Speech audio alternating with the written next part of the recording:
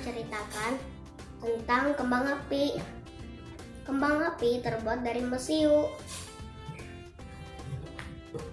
Mau tahu kenapa kembang api bisa berwarna-warni?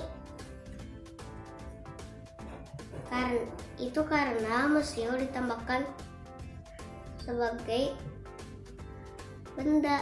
Misalnya kembang api perak itu mesiunya ditambahkan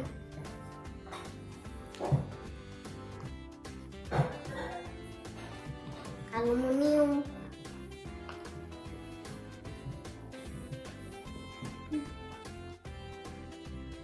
Kembang api biru mesiunya ditambahkan tembaga, dan juga kembang api putih mesiunya ditambahkan dengan natrium.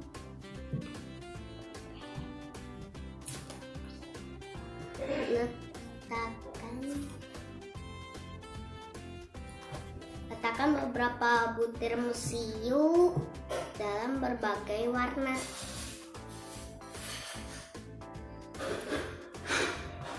Kemudian jika kembang api diluncurkan dengan sumbu, kembang api akan meledak mulai dari tengah. Nah,